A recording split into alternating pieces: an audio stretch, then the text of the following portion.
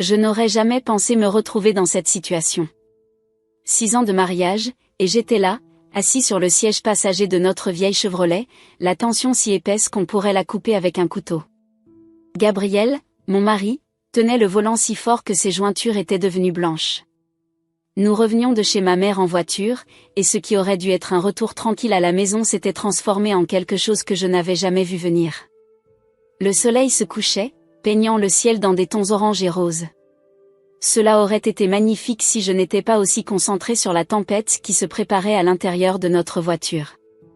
Je pouvais le sentir venir, comme ce moment juste avant un coup de tonnerre où l'air s'immobilise et où l'on sait que quelque chose d'important est sur le point de se produire. Lassée de ces allers-retours, Maria aboya soudain Gabriel, brisant le silence qui s'était tendu entre nous depuis que nous avions quitté chez ma mère. Soit tu me cèdes la maison, soit notre relation prend fin ici et maintenant. J'avais l'impression d'avoir reçu un coup de poing dans le ventre. La maison dont il parlait n'était pas n'importe quelle propriété. C'était l'ancienne villa de mes grands-parents, celle qui surplombait la mer à Santa Barbara. Ma mère me l'avait léguée dans son testament, et c'était plus que de simples briques et mortiers. C'était des souvenirs, c'était la famille, c'était la maison. Cela faisait des mois que Gabriel me harcelait pour que je le mette à son nom. Il n'arrêtait pas de dire que c'était juste pour des raisons fiscales, mais je ne suis pas stupide. J'avais commencé à soupçonner ses véritables intentions le jour où il avait commencé à passer des nuits tardives, au bureau, et à éluder mes questions sur nos finances. Mon refus de lui transmettre mon héritage ne concernait plus seulement la maison, c'était une question de principe, de respect et de confiance. Et maintenant, assis dans cette voiture, j'ai réalisé à quel point il restait peu de choses entre nous. Je me tournai vers lui, essayant de voir s'il restait une trace de l'homme dont j'étais tombée amoureuse. Sa mâchoire était serrée, ses yeux fixés sur la route devant lui. À ce moment-là, j'ai pris une décision. Jamais, dis-je, ma voix plus ferme que je ne le ressentais. La voiture s'est arrêtée si soudainement que j'ai été projetée en avant, la ceinture de sécurité s'enfonçant dans ma poitrine. Nous nous trouvions sur un tronçon abandonné de la Pacific Coast Highway, l'océan n'étant qu'une lueur lointaine dans la lumière déclinante. Avant que je puisse reprendre mon souffle, Gabriel sortit de la voiture et se précipita à mes côtés. Il ouvrit la portière passager. « Sortez !»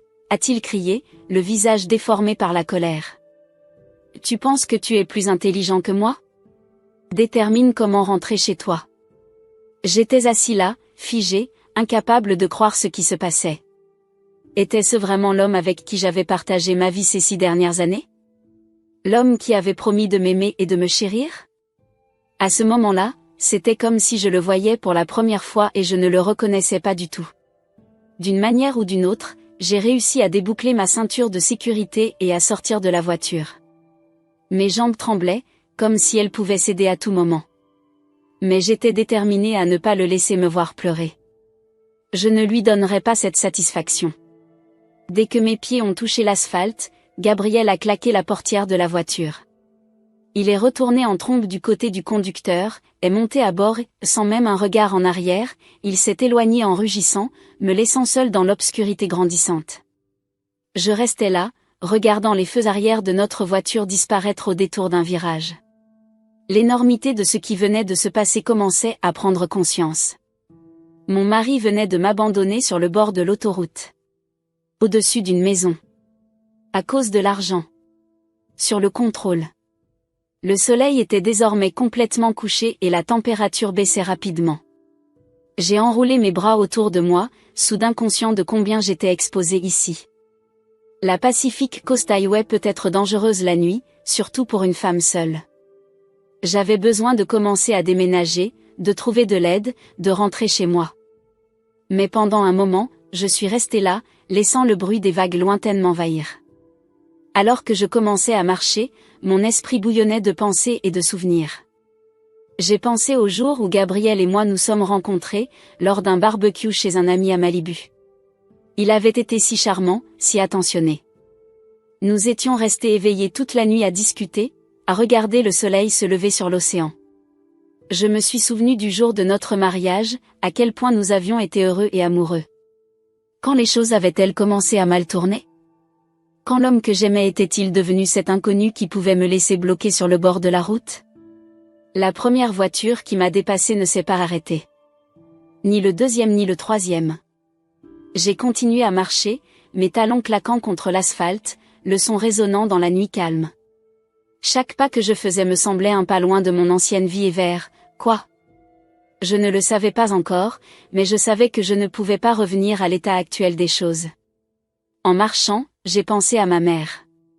Elle ne s'était jamais vraiment réconciliée avec Gabriel, disant toujours qu'il y avait quelque chose en lui en qui elle n'avait pas confiance. J'avais écarté ses inquiétudes, attribuant cela au fait qu'elle était surprotectrice. Maintenant, je souhaitais plus que tout pouvoir lui parler, pouvoir lui demander conseil. Mais elle était partie, et tout ce qu'il me restait d'elle était la maison sur laquelle Gabriel voulait désespérément mettre la main.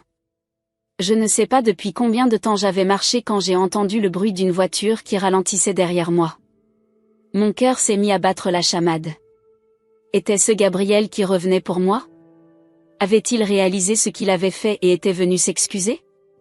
Ou était-ce quelqu'un d'autre, quelqu'un qui pourrait me vouloir du mal? Je me retournai lentement, protégeant mes yeux de l'éclat des phares. La voiture s'est arrêtée à côté de moi et la vitre passager s'est baissée. Une femme plus âgée se pencha, l'inquiétude gravée sur son visage. « Est-ce que ça va, chérie ?» Elle a demandé. « Avez-vous besoin d'un tour ?» J'ai hésité un moment. Toute ma vie, on m'avait appris à ne pas monter dans une voiture avec des inconnus. Mais pour le moment, cette femme à l'air gentil semblait être ma meilleure option. J'ai hoché la tête, le soulagement m'envahissant. « Oui, s'il te plaît, dis-je. Si vous pouviez simplement m'emmener dans la ville la plus proche, je vous en serais très reconnaissant. » La femme sourit et déverrouilla les portes. En montant à bord, j'ai remarqué un homme assis sur le siège du conducteur, probablement son mari. Ils se sont présentés comme Linda et Bob, un couple de retraités de San Luis Obispo qui revenaient de rendre visite à leurs petits-enfants à Los Angeles. « Que diable t'est-il arrivé ?» a demandé Linda alors que nous revenions sur l'autoroute. « Ce n'est pas sécuritaire pour une jeune femme de rester seule ici la nuit. » Je ne savais pas comment expliquer ce qui s'était passé sans fondre en larmes. Alors je leur ai donné une version simplifiée en disant que je m'étais disputée avec mon mari et qu'il était parti sans moi. Linda tendit la main et me tapota la main, son contact étant réconfortant. « Les hommes peuvent parfois être tellement idiots, » dit-elle en lançant un regard espiègle à son mari. Bob se contenta de rire et garda les yeux sur la route. Pendant que nous roulions, Linda a maintenu un flux constant de bavardage, me parlant de ses petits-enfants, de son jardin à la maison, de tout ce qui me permettait de ne pas penser à ce qui s'était passé. J'étais reconnaissant pour la distraction. Cela m'a donné le temps de réfléchir, de commencer à formuler un plan. Au moment où nous sommes arrivés à Santa Barbara, je savais ce que je devais faire. Je ne pouvais pas retourner dans la maison que je partageais avec Gabriel, pas ce soir. J'ai plutôt donné à Linda et Bob l'adresse de mon amie Elena. Ils ont insisté pour attendre que je sois en sécurité à l'intérieur avant de partir, me saluant comme s'ils étaient mes propres grands-parents qui m'accompagnaient. Elena a été choquée lorsqu'elle a ouvert la porte et m'a vue debout là. Un seul regard sur mon visage et elle comprit que quelque chose n'allait vraiment pas. Elle m'a fait entrer, m'a fait asseoir sur son canapé et m'a servi un grand verre de vin avant de tout lui dire. Tandis que je racontais les événements de la soirée, l'expression d'Elena passa du choc à la colère puis à la détermination. Quand j'ai fini, elle s'est levée sans un mot et a disparu dans sa chambre d'amis. Elle est revenue avec une brassée de couvertures et d'oreillers. « Tu restes ici ce soir, » dit-elle, son ton ne laissant aucune place à la discussion. « Et demain, nous allons trouver une solution. Ensemble. » J'ai senti une boule se former dans ma gorge face à sa gentillesse. Pour la première fois depuis le départ de Gabriel, je me suis laissé pleurer. Elena m'a tenue pendant que je sanglotais, me caressant les cheveux et murmurant des mots de réconfort. Cette nuit-là, alors que j'étais allongée dans la chambre d'amis d'Elena, incapable de dormir, je me suis fait une promesse. Je ne laisserai pas la trahison de Gabriel me définir. Je ne le laisserai pas prendre la maison de mes grands-parents, mon héritage, mon estime de soi. Demain était un nouveau jour et j'y ferai face de front. Quoi qu'il arrive ensuite, j'étais sûre d'une chose, je n'allais plus être une victime. Alors que les premières lueurs de l'aube commençaient à se faufiler à travers les rideaux, je me suis finalement endormie, l'esprit rempli de projets et de possibilités. Le chemin à parcourir était peut-être long et difficile, mais j'étais prêt à le parcourir. Selon mes propres conditions, cette fois. Je me suis réveillée le lendemain matin dans la chambre d'amis d'Elena, momentanément désorientée. Pendant une fraction de seconde, j'ai oublié où j'étais et pourquoi j'étais là. Puis tout est revenu en courant l'ultimatum de Gabriel, être laissé sur le bord de la route, le gentil couple qui m'avait emmené en voiture. Je me suis assis, la tête battante, avec l'impression d'avoir été heurté par un camion. Elena était déjà debout, l'odeur du café se répandant dans l'appartement. Je me suis traînée hors du lit et jusqu'à la cuisine, où elle était en train de préparer le petit déjeuner. « Bonjour, Soleil », dit-elle en me faisant glisser une tasse de café sur le comptoir. « Comment te sens-tu » J'ai pris une gorgée de café, laissant la chaleur et la caféine opérer leur magie. « Comme si ma vie entière avait explosé », répondis-je honnêtement. Elena hocha la tête avec sympathie. « Je parie. Mais écoute, Maria, nous allons trouver une solution. Tu n'es pas seule dans ce cas. » Pendant que nous prenions notre petit déjeuner, nous avons commencé à élaborer un plan. La première chose à faire était de retourner à la maison et de voir ce qui s'y passait. Je le redoutais, mais je savais que je devais y faire face tôt ou tard. Nous sommes arrivés dans la voiture d'Elena, le ventre noué pendant tout le trajet. Alors que nous tournions dans ma rue, je m'attendais à moitié à voir la voiture de Gabriel dans l'allée. Mais ce n'était pas là. En fait, la maison avait l'air étrangement calme. « Peut-être qu'il n'est pas à la maison », dit Elena, essayant de paraître optimiste. J'ai hoché la tête, ne me faisant pas confiance pour parler. Nous sommes sortis de la voiture et avons marché jusqu'à la porte d'entrée. J'ai fouillé avec mes clés, mes mains tremblaient légèrement. Quand j'ai finalement ouvert la porte, je n'étais pas préparée à ce que j'ai vu. La maison était complètement vide. Chaque meuble, chaque cadre photo, chaque souvenir de la maison pour laquelle je m'étais battue si durement disparu.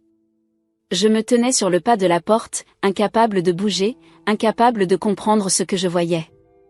Elena m'a dépassée, son visage étant un mélange de choc et de colère. « Que diable » s'exclama-t-elle en marchant de pièce en pièce. « Maria, tout est parti. » J'ai enfin trouvé ma voix. Il a dû planifier ça depuis des semaines, dis-je, cette prise de conscience me frappant comme un coup de poing dans le ventre.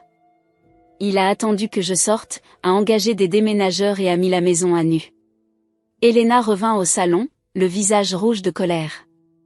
Ce n'est pas seulement mal, Maria. C'est illégal. Il ne peut pas tout prendre comme ça. J'acquiesçai, un calme étrange s'installant sur moi. Le choc s'estompait, remplacé par une colère latente. « Tu as raison, dis-je. Et il ne va pas s'en sortir comme ça. » Nous avons passé les heures suivantes à faire le point sur ce qui manquait et à téléphoner. J'ai appelé notre banque et j'ai gelé nos comptes communs. Elena m'a aidé à contacter un avocat spécialisé dans les affaires de divorce. À la fin de la journée, j'avais l'impression d'avoir couru un marathon, mais au moins j'avais un plan. À l'approche du soir, Elena a dû partir travailler, elle était infirmière à l'hôpital local et travaillait de nuit. Elle hésitait à me laisser tranquille, mais je lui ai assuré que tout irait bien. « Es-tu sûre ?» demanda-t-elle pour la 100e fois en rassemblant ses affaires. « Tu pourrais revenir chez moi. » Je secouai la tête. « Non, j'ai besoin d'être ici. C'est ma maison, et je ne laisse pas Gabriel m'en chasser. » Après le départ d'Elena, je me suis assis sur le sol du salon vide, le dos contre le mur, et je me suis laissé vraiment ressentir tout ce qui s'était passé. La colère, la trahison, la peur, j'ai laissé tout cela m'envahir. Mais au-dessous de tout cela, il y avait autre chose. Une détermination que je n'avais pas ressentie depuis des années. J'ai repensé à la femme que j'étais avant de rencontrer Gabriel. J'étais indépendant, volontaire, plein de rêves et d'ambitions. À un moment donné, j'avais perdu cette partie de moi-même. Eh bien, il était temps de la retrouver. Alors que le soleil commençait à se coucher, projetant de longues ombres sur la pièce vide, j'ai pris une décision. Je n'allais pas rester assis ici et attendre que Gabriel fasse le prochain pas. J'allais prendre le contrôle de la situation. J'ai sorti mon téléphone et fait défiler mes contacts jusqu'à trouver le numéro que je cherchais. C'était pour Carlos, un vieil ami d'université devenu détective privé. J'avais pensé à l'appeler il y a des semaines quand j'avais commencé à soupçonner que Gabriel préparait quelque chose, mais je m'en étais dissuadée. Pas cette fois. Le téléphone sonna plusieurs fois avant que Carlos ne décroche. « Marie, dit-il, semblant surpris. Ça fait un moment. Comment vas-tu ? J'ai pris une profonde inspiration. Carlos, j'ai besoin de ton aide. Il s'agit de mon mari, Gabriel. Je pense qu'il a préparé quelque chose et j'ai besoin de savoir quoi. Il y eut une pause à l'autre bout du fil. Lorsque Carlos reprit la parole, sa voix était purement professionnelle. Et dites-moi tout, dit-il. Pendant l'heure suivante, j'ai tout raconté à Carlos, mes soupçons sur les nuits tardives et le comportement secret de Gabriel, l'ultimatum concernant la maison, le fait d'être abandonné sur le bord de la route, le retour à la maison pour constater que tout avait disparu. Carlos écoutait sans interrompre, demandant seulement occasionnellement des éclaircissements. Quand j'ai fini, il y a eu une autre longue pause. « Maria, dit finalement Carlos, je suis vraiment désolé que tu traverses ça. Mais tu as bien fait de m'appeler. Je peux t'aider. » Nous avons passé la demi-heure suivante à discuter de stratégie. Carlos a expliqué qu'il lui faudrait faire quelques recherches relevés bancaires, relevés téléphoniques, surveillance. Ce ne serait pas bon marché, mais je m'en fichais. J'avais besoin de réponses. Encore une chose, a dit Carlos avant de raccrocher. Je vais envoyer mon partenaire, Victor, chez toi ce soir. Juste pour garder un œil sur les choses. Est-ce que ça va ? J'ai hésité un moment. L'idée qu'un étranger surveillait ma maison aurait dû être troublante, mais au contraire, cela m'a permis de me sentir plus en sécurité. Oui, dis-je. Ce serait génial. Merci, Carlos. Après avoir raccroché avec Carlos, j'ai senti un poids se détacher de mes épaules. Pour la première fois depuis le début de cette épreuve, j'avais l'impression d'agir positivement. Je ne me contentais plus de réagir aux mouvements de Gabriel, je faisais les miens. À la tombée de la nuit, je me suis déplacée dans la maison vide, prenant note mentalement de tout ce qui manquait. Dans la cuisine, j'ai trouvé quelques assiettes et verres que Gabriel avait oubliés. Je me suis préparé un dîner simple et j'ai mangé debout au comptoir, l'esprit rempli de projets et de possibilités. Juste au moment où je terminais, on frappa doucement à la porte. Je me suis tendue un instant, puis je me suis rappelé, ce devait être Victor, le partenaire de Carlos. Je me dirigeai vers la porte et l'ouvris avec précaution. Victor était un homme grand et mince, avec des yeux gentils et un sourire rassurant. Il s'est présenté et a expliqué qu'il surveillerait sa voiture garée dans la rue. Si j'avais besoin de quelque chose, je devais simplement faire clignoter les lumières du Porsche 2 fois. En fermant la porte derrière Victor, j'ai ressenti un étrange mélange d'émotions. D'un côté, c'était surréaliste de penser que j'avais besoin de quelqu'un pour veiller sur ma propre maison. D'un autre côté, cela m'a permis de me sentir protégée, comme si je n'étais pas seule face à cela. Cette nuit-là, alors que j'étais allongée sur un lit de couverture recouvert de couvertures sur le sol du salon, je n'ai pas pu m'empêcher de penser à quel point ma vie avait changé en seulement 24 heures. Hier, j'étais une épouse et je vivais ce que je pensais être une vie normale. Maintenant, j'étais, quoi ? Bientôt divorcée ? Victime d'un vol ? Une femme en mission pour la justice ? Je me retournais et me tournais, mon esprit repensant à chaque instant de ma relation avec Gabriel, à la recherche d'indices que j'aurais pu manquer. Quand les choses avaient-elles commencé à mal tourner ? Y avait-il eu des signes que j'avais ignorés ? Finalement, l'épuisement a pris le dessus et je suis tombée dans un sommeil agité. Je me suis réveillée tôt le lendemain matin, mon corps me faisait mal à force de dormir sur le sol dur. Mais malgré l'inconfort physique, je me sentais plus lucide que depuis des mois. Alors que je me préparais une tasse de café dans la cuisine presque vide, j'ai commencé à dresser une liste de choses à faire dans ma tête. Premièrement, je devais sécuriser mes finances. J'avais gelé les comptes joints, mais je devais en ouvrir de nouveau à mon seul nom. Ensuite, j'ai dû entamer le processus de séparation formelle d'avec Gabriel. Même si cela faisait mal de l'admettre, notre mariage était terminé. Enfin, Je devais commencer à reconstruire ma vie, ma maison, ma carrière, ma perception de moi-même. En sirotant mon café en regardant le soleil se lever sur le Pacifique depuis la fenêtre de ma cuisine, j'ai ressenti une lueur d'espoir. Le chemin à parcourir serait difficile, cela ne fait aucun doute. Mais j'étais plus fort que ce que Gabriel me croyait. Il pensait qu'il pourrait me briser, me laisser bloqué et impuissant. Mais il m'avait sous-estimé. J'en avais fini d'être une victime. Désormais, j'allais être le héros de ma propre histoire. Et le premier chapitre de cette histoire a commencé ici, maintenant, dans cette maison vide qui contenait tant de souvenirs.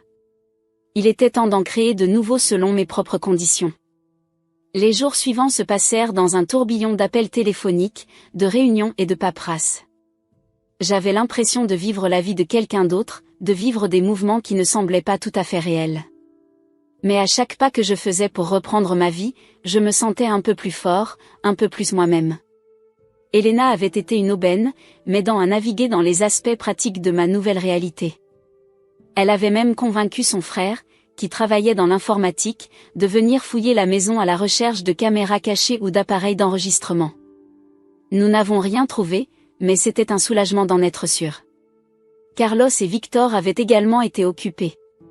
Ils avaient mis en place une surveillance discrète sur Gabriel, suivant ses mouvements et essayant de reconstituer ce qu'il avait fait.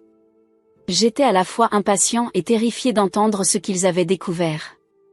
C'était une semaine après que Gabriel m'avait laissé sur le bord de la route lorsque Carlos m'a appelé pour me demander si nous pouvions nous rencontrer. J'ai quelques informations, dit-il d'une voix soigneusement neutre. Je pense que tu devrais l'entendre en personne. Nous nous sommes donné rendez-vous dans un petit café du centre-ville de Santa Barbara. C'était un endroit que j'adorais, connu pour ses délicieuses pâtisseries et son atmosphère tranquille. En entrant, l'odeur familière du café et du pain fraîchement sorti du four m'a frappé, me rappelant des souvenirs de dimanche matin paresseux avec Gabriel. J'ai repoussé cette pensée et j'ai scanné la pièce à la recherche de Carlos. Il était assis dans une cabine d'angle, un dossier en papier cartonné sur la table devant lui. Alors que je me glissais sur le siège en face de lui, j'ai remarqué les lignes de tension autour de ses yeux. Quoi qu'il ait à me dire, ce n'était pas une bonne nouvelle. Maria, dit-il d'une voix douce. Avant de commencer, je veux que vous sachiez que ce que je m'apprête à vous dire, ce n'est pas facile à entendre. Mais la connaissance, c'est le pouvoir, et vous devez savoir ce que nous avons découvert. J'ai pris une profonde inspiration, me renforçant. Je suis prêt, dis-je. Et dites-moi tout. Carlos ouvrit le dossier et commença à disposer les documents sur la table. Relevé bancaire, registre de propriété, photographie. Alors qu'il expliquait chaque élément de preuve, j'ai senti mon monde basculer à nouveau sur son axe. Il s'est avéré que Gabriel menait une double vie depuis des années. Il avait siphonné l'argent de nos comptes communs vers un fonds privé sous un faux nom. Il avait fait des voyages secrets pour rencontrer une femme. Carlos m'a montré des photos de surveillance d'eux ensemble, l'air intime et heureux. Et peut-être le plus choquant de tout, il avait prévu de vendre la villa de mes grands-parents à mon insu et sans mon consentement. Nous pensons qu'il envisageait de disparaître, a déclaré Carlos à voix basse. Prends l'argent, vends la maison et disparaît avec la sienne, avec l'autre femme. J'étais assise là, regardant les preuves de la trahison de mon mari étalées devant moi. J'aurais dû me sentir dévastée, détruit. Mais au lieu de cela, je me sentais calme. Comme si la dernière pièce d'un puzzle s'était mise en place. Merci, Carlos, dis-je d'une voix ferme. Pour avoir découvert tout ça. Je sais que ça n'a pas dû être facile. Carlos m'a regardé, l'inquiétude évidente dans ses yeux. Est-ce que ça va, Maria? Je sais que c'est beaucoup à prendre en compte. J'ai hoché la tête, me surprenant de voir à quel point je me sentais calme. Je vais bien. En fait, je vais mieux que bien. Pour la première fois depuis longtemps, j'ai l'impression de voir les choses clairement. Nous avons passé l'heure suivante à discuter de nos prochaines étapes. Carlos avait suffisamment de preuves non seulement pour garantir que je conservais la villa, mais aussi pour potentiellement porter plainte contre Gabriel pour fraude financière. Il y avait beaucoup de choses à considérer et j'ai dit à Carlos que j'avais besoin de temps pour réfléchir à la façon dont je voulais procéder. En quittant le café, j'ai eu l'impression qu'un poids avait été enlevé de mes épaules. Oui, mon mariage était terminé. Oui, l'homme que je pensais connaître s'était avéré être un étranger. Mais maintenant je connaissais la vérité, et cette connaissance était un pouvoir. J'ai décidé de rentrer chez moi à pied, ayant besoin de temps pour me vider la tête et assimiler tout ce que j'avais appris. Les rues de Santa Barbara grouillaient de vie, les touristes prenaient des photos, les habitants vaquaient à leurs occupations, les surfeurs se dirigeaient vers la plage avec des planches sous les bras. La vie continuait tout autour de moi et j'ai réalisé que la mienne aussi. Alors que j'approchais de ma rue, j'ai vu une voiture familière garée devant ma maison. Mon cœur manqua un battement. C'était la voiture de Gabriel. Pendant un moment, j'ai envisagé de faire demi-tour et d'appeler Carlos ou Elena en renfort. Mais ensuite j'ai redressé les épaules. Non, pensais-je. C'est ma maison, ma vie. Je ne m'enfuis pas. Je me dirigeai vers la porte d'entrée, ma clé déjà en main. En l'ouvrant, j'ai entendu un mouvement à l'intérieur. Bonjour. J'ai crié, ma voix résonnant dans les pièces vides. Gabriel apparut dans le couloir, l'air échevelé et en colère. Maria, dit-il, sa voix étant un mélange de surprise et de mépris. Je ne m'attendais pas à ce que tu sois ici. Je suis entré, fermant la porte derrière moi. C'est ma maison, Gabriel. Où pourrais-je être autrement, se moqua-t-il en passant une main dans ses cheveux. Ta maison? Allez, Maria. Nous savons tous les deux que cet endroit est aussi bien que le mien. Tu es juste têtu. J'ai ressenti un éclair de colère, mais je l'ai repoussé. Être émotif ne m'aiderait pas maintenant. Au lieu de cela, je l'ai regardé calmement, je l'ai vraiment regardé. L'homme qui se tenait devant moi n'était pas le Gabriel dont j'étais tombée amoureuse. C'était quelqu'un d'entièrement différent, quelqu'un de désespéré, acculé. Pourquoi es-tu ici, Gabriel? Ai-je demandé en gardant ma voix au même niveau. Il commença à faire les 100 pas, son agitation évidente. Je suis venu récupérer le reste de mes affaires. Et pour te donner une dernière chance d'être raisonnable à propos de cette situation dans la maison. J'ai presque ri. Une dernière chance? Comme s'il me rendait un service?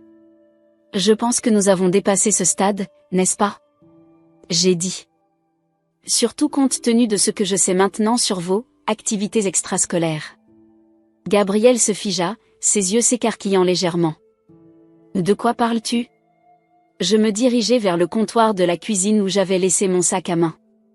J'ai sorti une copie de l'une des photos que Carlos m'avait montré, une photo claire de Gabriel avec son bras autour d'une autre femme, tous deux se souriant. Je l'ai montré pour qu'il le voie. La couleur disparut du visage de Gabriel. Pendant un instant, il eut l'air d'essayer de le nier, mais ensuite ses épaules s'affaissaient en signe de défaite. « Comment as-tu » commença-t-il à demander. « Ça n'a pas d'importance, le coupai-je. Ce qui compte c'est que je sais tout, Gabriel. Les comptes secrets, les projets de vente de la maison, tout ça. » Il m'a regardé, un mélange de choc et d'autres choses. Était-ce du respect? À ses yeux. « Je t'ai sous-estimé, dit-il doucement. Oui, tu l'as fait, ai-je accepté. Maintenant, je pense qu'il est temps pour toi de partir. Et ne reviens pas. Mon avocat te contactera au sujet de la procédure de divorce. » Gabriel ouvrit la bouche comme pour discuter, puis la referma. Sans un autre mot, il est passé devant moi et est sorti. J'ai écouté sa voiture démarrer et s'éloigner, le son s'estompant au loin. Alors que le silence s'installait à nouveau dans la maison vide, j'expirai longuement. Mes mains tremblaient, réalisai-je. La confrontation m'avait épuisé plus que je ne l'aurais cru. J'ai parcouru les pièces, faisant le point sur ce qui restait. Gabriel n'avait rien pris cette fois, probablement parce qu'il savait que j'étais sur lui. La maison semblait toujours creuse, mais pas de la même manière qu'avant. Maintenant, c'était comme une toile vierge, prête pour un nouveau départ. Je me suis retrouvée dans le salon, debout près des grandes fenêtres qui donnaient sur l'océan. Le soleil se couchait, peignant le ciel de brillantes nuances d'orange et de rose. Cela me rappelait cette soirée fatidique où Gabriel m'avait laissé sur le bord de la route. Mais cette fois, au lieu de me sentir perdue et seule, je me sentais libre. Mon téléphone sonna dans ma poche. C'était un texto d'Elena. Comment s'est passée la rencontre avec Carlos? As-tu besoin de quelque chose? J'ai souri, ressentant un élan de gratitude pour mon ami. J'ai tapé une réponse rapide, ça s'est bien passé. Beaucoup de choses à vous dire. Pouvez-vous venir? En attendant la réponse d'Elena, j'ai réalisé quelque chose. Cette maison vide n'était pas un symbole de ce que j'avais perdu. C'était un symbole de toutes les possibilités qui nous attendaient. Il était temps de recommencer à le remplir non pas de rappels de mon passé avec Gabriel, mais de nouveaux souvenirs, de nouveaux rêves. Mon téléphone a encore sonné. Elena était en route. J'ai jeté un dernier regard au coucher du soleil, puis je me suis détournée de la fenêtre. J'avais un avenir pour commencer à planifier. Elena est arrivée environ une demi-heure plus tard, armée d'une bouteille de vin et d'un air déterminé.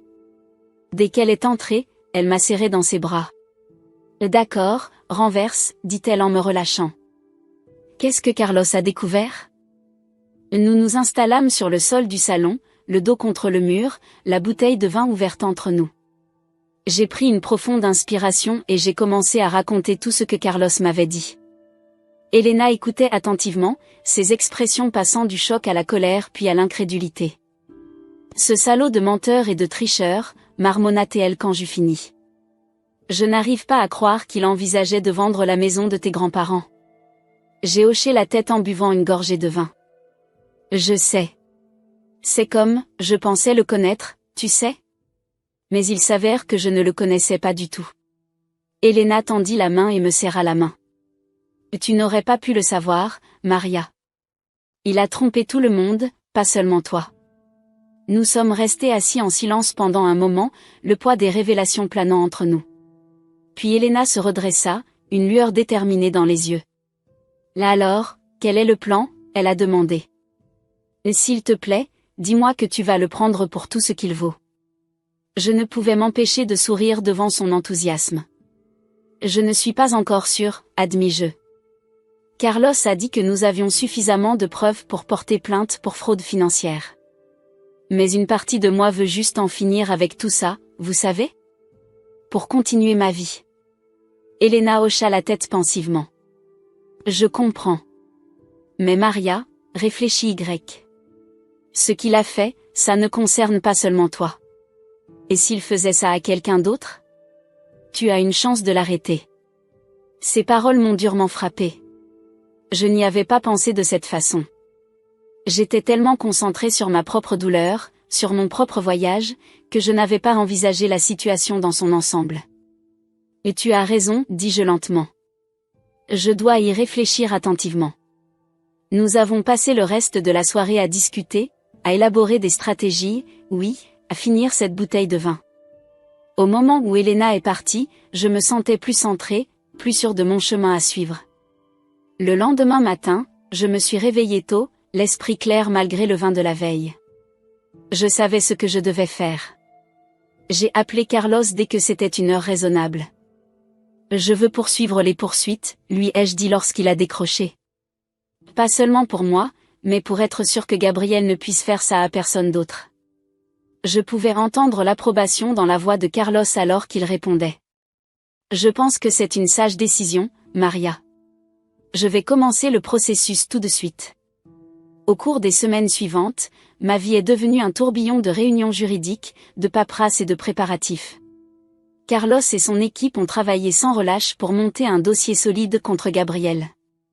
Je me suis lancée dans le processus, déterminée à aller jusqu'au bout. Ce n'était pas facile. Il y avait des jours où le stress et le fardeau émotionnel menaçaient de me submerger. Ces jours-là, je marchais jusqu'à la plage, je laissais le bruit des vagues m'envahir et je me rappelais pourquoi je faisais cela. Un après-midi, environ un mois après ma rencontre avec Carlos, j'ai reçu un appel de lui. Maria, dit-il, la voix tendue par l'excitation. Nous l'avons. Le procureur a accepté de prendre en charge l'affaire. Ils émettent un mandat d'arrêt contre Gabriel au moment où nous parlons. J'ai ressenti une vague d'émotion, du soulagement, de la justification et un pincement au cœur de tristesse pour ce qui aurait pu être. Merci, Carlos, dis-je, ma voix à peine au-dessus d'un murmure. Pour tout. Ne me remercie pas encore, répondit-il. Ce n'est que le début. Êtes-vous prêt pour la suite? J'ai pris une profonde inspiration.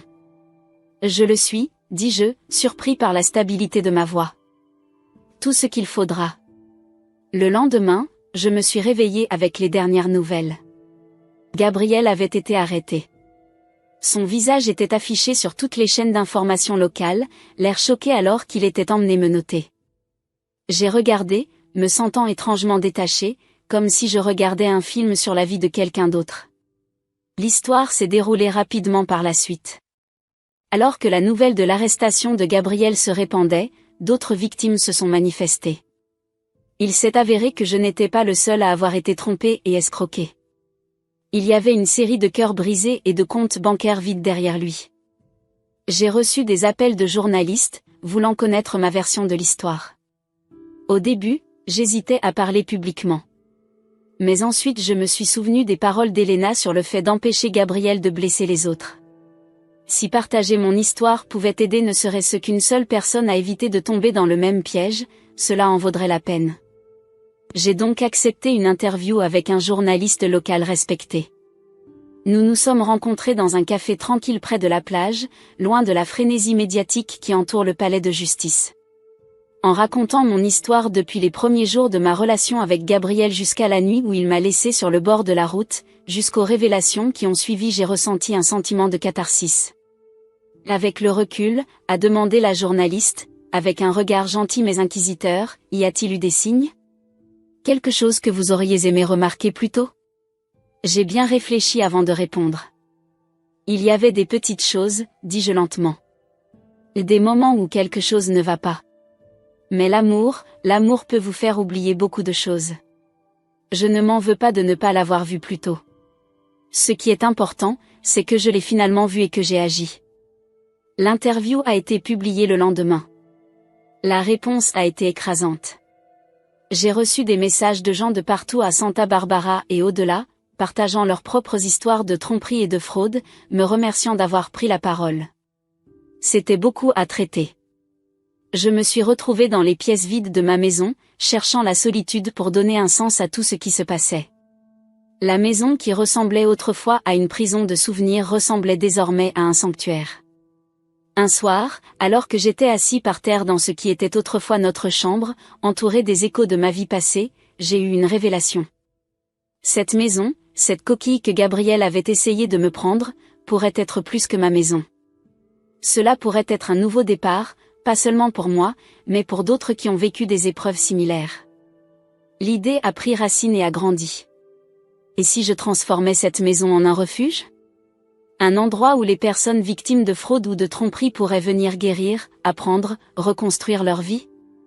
Enthousiasmée par cette possibilité, j'ai appelé Elena pour lui faire part de mon idée. Elle m'écouta doucement pendant que j'expliquais ma vision, mes mots s'écoulant précipitamment. Maria, dit-elle lorsque je finis par reprendre mon souffle. C'est incroyable. Mais tu es sûre?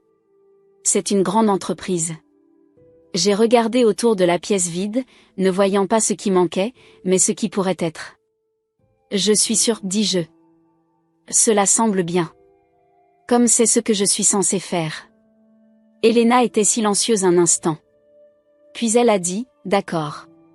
Si c'est ce que tu veux, je suis avec toi. Où commençons-nous? Cette nuit-là, alors que je m'allongeais au lit, incapable de dormir de l'excitation de mon nouveau plan, j'ai pensé à jusqu'où j'avais parcouru. De la femme laissée bloquée sur le bord de la route, brisée et trahie à quelqu'un prêt à transformer sa douleur en but. La route à venir ne serait pas facile. La procédure judiciaire contre Gabriel commençait à peine et transformer la maison prendrait du temps et des ressources. Mais pour la première fois depuis longtemps, je me sentais vraiment vivant, vraiment moi-même. Alors que je m'endormais, je me suis fait une promesse silencieuse et à tous les autres qui avaient été trompés et trahis. Nous nous levons. Nous reconstruions. Et nous serions plus forts que jamais. La maison vide ne serait plus vide. Il serait rempli d'espoir, de guérison et de nouveaux débuts.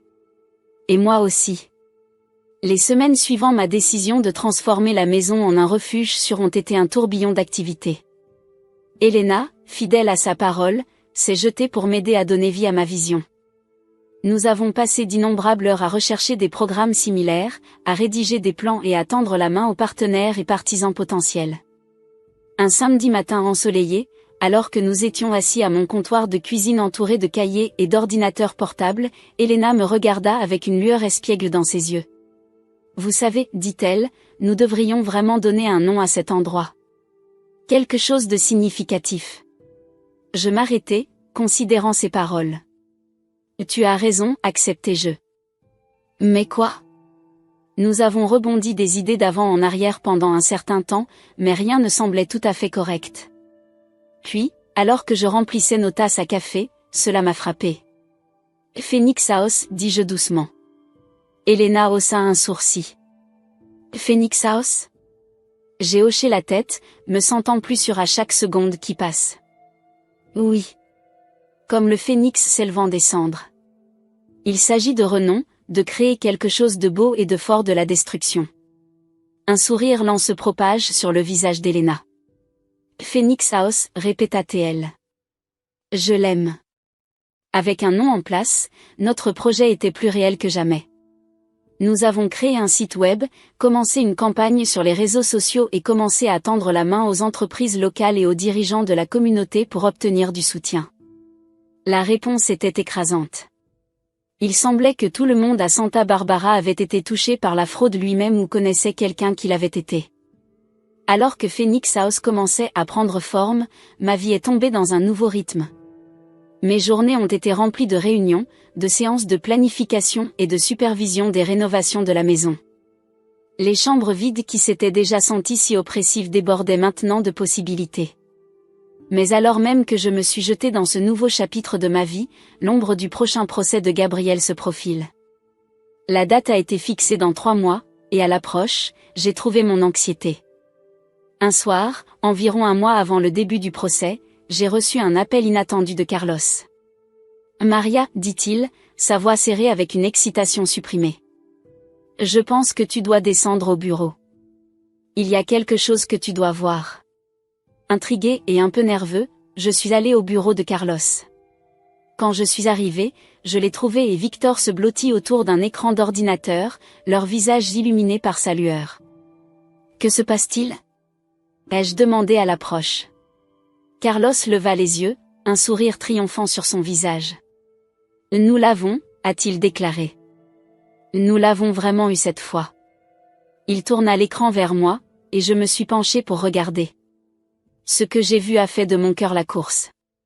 C'était une chaîne de diffusion entre Gabriel et sa maîtresse, datant de plusieurs années. Dans ce document, ils ont discuté en détail de leur plan, comment ils me manipuleraient, comment ils mettraient la main sur mon héritage, comment ils disparaîtraient ensemble une fois qu'ils auraient ce qu'ils voulaient. « Comment avez-vous obtenu cela ?» Je murmurai, mes yeux collés à l'écran. Victor a parlé. « Nous surveillons les activités en ligne de Gabriel depuis l'arrestation. Il utilise un téléphone en brûleur pour communiquer avec elle. Nous avons réussi à intercepter ses emails. » J'ai lu les emails, ressentant un mélange de dégoût et de justification. Chaque mot aimant que Gabriel m'avait dit, chaque promesse qu'il avait faite, tout avait été un mensonge, une performance soigneusement orchestrée conçue pour me manipuler. « Cela change tout, » a déclaré Carlos, sa voix douce. « Avec ces preuves, il n'y a aucun moyen que Gabriel puisse revendiquer l'innocence. Il s'en va longtemps, Maria. » J'acquiesçai, incapable de parler malgré la boule dans ma gorge. Après un moment, j'ai réussi à demander, « Et elle ? Son partenaire dans tout ça ?» Le sourire de Carlos est devenu sinistre. « Oh, nous ne l'oublions pas.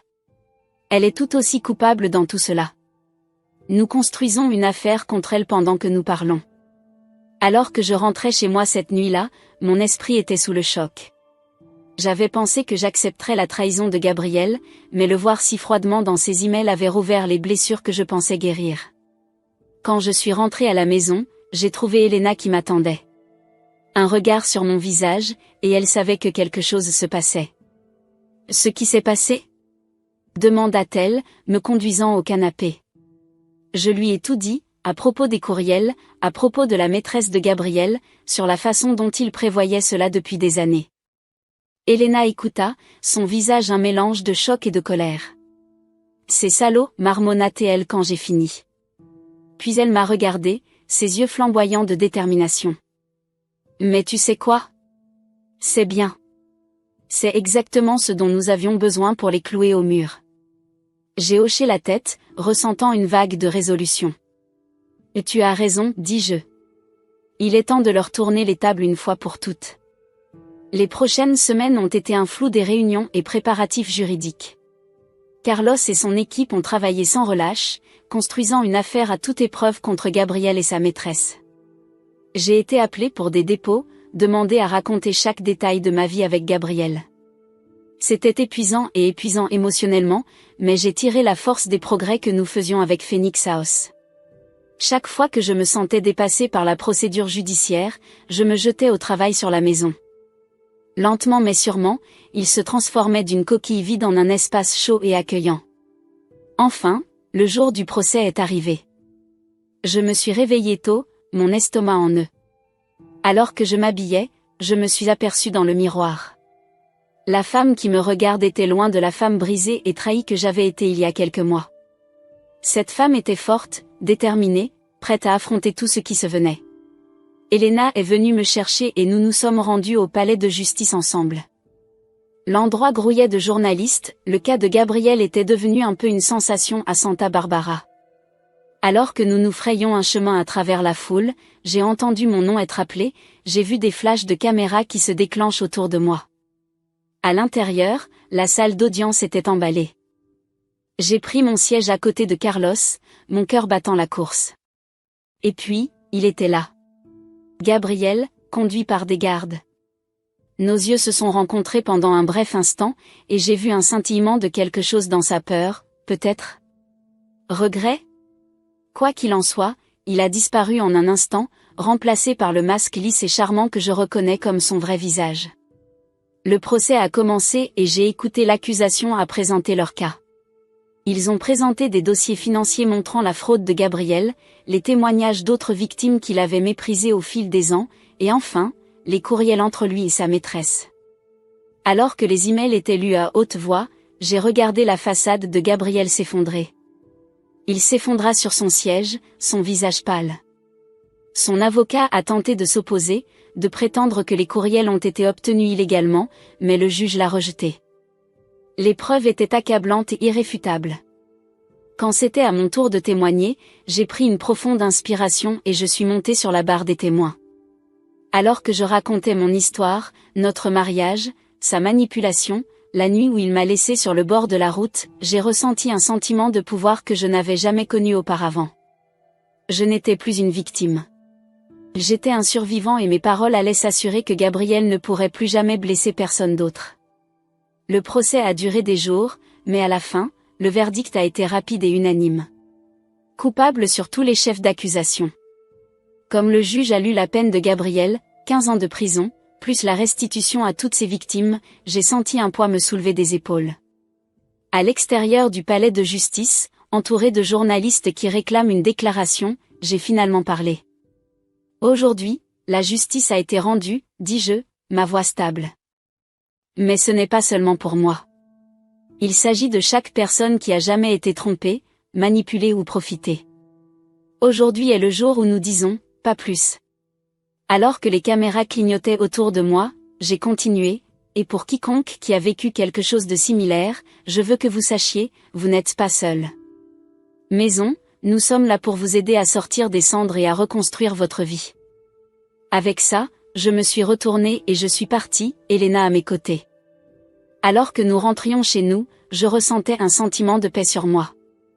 Le chapitre de ma vie avec Gabriel était enfin, vraiment terminé. Mais un nouveau chapitre, rempli de buts, d'espoir et de promesses d'aider les autres, ne faisait que commencer. Et j'étais prêt pour ça, prêt pour tout ce qui est venu ensuite. Dans les semaines qui ont suivi le procès de Gabriel, je me suis retrouvée dans un étrange état de limbe. Pendant si longtemps, ma vie avait été définie par mon mariage, puis par sa fin dramatique et la bataille juridique qui a suivi. Maintenant que tout était fini, je me sentais à la fois libérée et un peu perdue. La frénésie des médias autour de l'affaire s'est passée progressivement, mais je me suis toujours retrouvée reconnue dans les rues de Santa Barbara. Les gens venaient vers moi dans l'épicerie ou à la plage, partageant leurs propres histoires de tromperie et de fraude. Chaque rencontre a renforcé mon engagement envers Phoenix House et le travail que nous faisions. Un matin ensoleillé, environ un mois après le procès, je me suis tenue sur le balcon de ma villa, en regardant le Pacifique. Le point de vue qui avait autrefois été une source de discorde entre Gabriel et moi m'a maintenant rempli de paix. J'ai pris une profonde inspiration de l'air salé, me sentant vraiment chez moi pour la première fois depuis des années. Mon téléphone a bourdonné d'un SMS d'Elena, Big Day aujourd'hui. Êtes-vous prêt? J'ai souri, l'excitation bouillonnant en moi. Aujourd'hui était le jour où nous ouvrions officiellement la maison Phoenix à ses premiers résidents. Après des mois de travail acharné, de planification et de rénovation, nous étions enfin prêts à commencer à aider les gens à reconstruire leur vie. Je suis arrivé tôt à Phoenix House, voulant m'assurer que tout était parfait. La vieille villa avait été transformée. Les chambres vides qui avaient fait écho aux fantômes de mon mariage raté étaient maintenant remplies de meubles confortables, d'œuvres d'art joyeuses et d'une atmosphère d'espoir. Elena était déjà là, dirigeant une petite armée de bénévoles alors qu'il mettait la touche finale à tout. Elle rayonna quand elle m'a vue. Il y a notre leader intrépide. Elle a appelé. Là, allez, il y a quelqu'un que je veux que tu rencontrais. Elle m'a conduit à la cuisine, où une jeune femme arrangeait des fleurs en vase. Maria, c'est Sophia. Elle va être notre première résidente. Sophia se tourna, un sourire timide sur son visage. Elle n'aurait pas pu être plus de 25 ans, mais il y avait une lassitude dans ses yeux qui parlait de difficultés au-delà de ses années. C'est agréable de vous rencontrer, Maria, dit-elle doucement. Je ne peux pas vous remercier assez pour cette opportunité. J'ai pris ses mains dans les miennes, ressentant une vague de protection. Vous êtes si bienvenue, Sophia. Nous sommes là pour aider de toutes les manières possibles. Au fur et à mesure que le matin progressait, plus de résidents sont arrivés.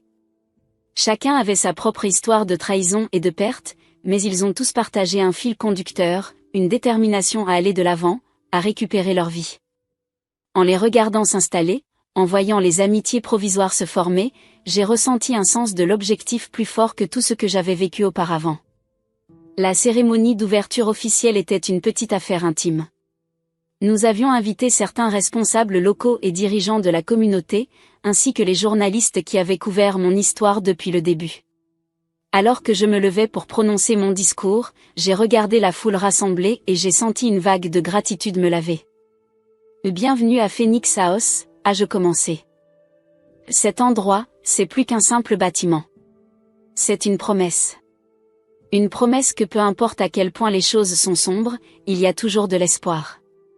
Une promesse que vous n'êtes pas seul, qu'il y a des gens qui comprennent ce que vous êtes passé et vouloir aider. Je m'arrêtai, regardant autour des visages de nos premiers résidents. Je sais ce que c'est que de se sentir trahi, pour que votre monde soit bouleversé. Mais je connais aussi la force qui peut provenir de cette expérience. Chacun de nous ici a un phénix à l'intérieur, attendant de se lever des cendres. Et ensemble, nous allons aider ce phénix à prendre son envol. Le reste de la journée est passé dans un flou de présentations, de visites et de conversations sincères. Au moment où le dernier invité est parti et que les résidents s'étaient retirés dans leur chambre, j'étais épuisée mais exaltée. Elena m'a trouvée dans la cuisine, allaitant une tasse de thé. Eh bien, dit-elle, se déplaçant sur la chaise en face de moi. Nous l'avons fait. J'ai hoché la tête, sentant une forme de bosse dans ma gorge. Nous l'avons vraiment fait. Elle a tendu la main par-dessus la table et m'a serré la main. Je suis tellement fière de toi, Maria. Regardez ce que tu as créé de toute cette douleur. Tu es incroyable, tu le sais. J'ai senti des larmes me piquer les yeux. Je n'aurais pas pu le faire sans toi, Elena. Tu as été mon rocher à travers tout ça. Nous nous sommes assis dans un silence confortable pendant un certain temps, en sirotant notre thé et en réfléchissant au voyage qui nous avait amenés ici. Enfin, Elena se leva avec un bâillement. Je devrais rentrer à la maison. Big Day demain, notre première journée complète d'opération. Après son départ, je me suis retrouvée aérée dans la maison tranquille. Dans chaque pièce, j'ai vu non seulement les transformations physiques que nous avions faites, mais le potentiel de guérison émotionnelle et psychologique. Cette maison qui avait autrefois été un symbole de ma douleur était maintenant un phare d'espoir pour les autres. Je me suis retrouvée sur le balcon, regardant l'océan éclairé par la lune. La nuit était claire, les étoiles scintillaient brillamment au-dessus. Alors que je me tenais là, j'ai pensé à jusqu'où j'en venais. De la femme laissée bloquée sur le bord de la route à celle debout ici maintenant, forte et indépendante, prête à aider les autres à trouver leur chemin. Les prochains mois ont été un tourbillon d'activités. Phoenix House a rapidement acquis une réputation de lieu de guérison et d'autonomisation. Nous avons élargi nos services, offrant des conseils, des cours de littératie financière et une assistance au placement. Chaque réussite, chaque personne qui a quitté Phoenix House plus fort et plus confiante que lorsqu'elle est arrivée, se sentait comme une victoire personnelle. Un soir, environ 6 mois après notre ouverture, j'ai reçu un visiteur inattendu. J'étais dans mon bureau, en passant par des documents, quand il y avait d'un coup à la porte. Entrez, m'appelai-je, ne levant pas les yeux de mon bureau. Bonjour, Maria. J'ai gelé. Je connaissais cette voix. Lentement, j'ai levé la tête pour voir Carlos debout dans l'embrasure de la porte, un petit sourire sur son visage. Carlos! S'exclavai-je, sautant pour le saluer. Que faites-vous ici? Il gloussa, entrant au bureau. J'étais dans le quartier et je pensais que je m'arrête. Voir comment les choses se passent. Nous avons passé l'heure suivante à rattraper son retard. Carlos m'a rempli à la suite du procès de Gabriel, apparemment, il faisait son temps tranquillement, aucun appel ni ennui. Sa maîtresse avait conclu un accord de plaidoyer et purgeait une peine plus courte. Pendant que nous parlions, j'ai réalisé à quel point j'avais manqué la présence stable de Carlos, sa force silencieuse. Quand il s'est finalement tenu pour partir, je me suis retrouvé réticent à le voir partir. « Tu sais, dit-il en s'arrêtant à la porte. Je suis vraiment impressionné par ce que vous avez fait ici, Maria. Vous avez transformé votre douleur en quelque chose de beau, quelque chose qui aide beaucoup de gens. » J'ai senti un phare à jour ramper mes joues à ses éloges. Merci, Carlos. Cela signifie beaucoup qui vient de vous. Il hocha la tête, puis hésita un instant. Et écoutez, je me demandais. Aimeriez-vous prendre le dîner un jour? Pour célébrer tout ce que vous avez accompli? J'ai cligné des yeux, surpris par l'invitation. Puis, lentement, j'ai senti un sourire se répandre sur mon visage. Et tu sais quoi?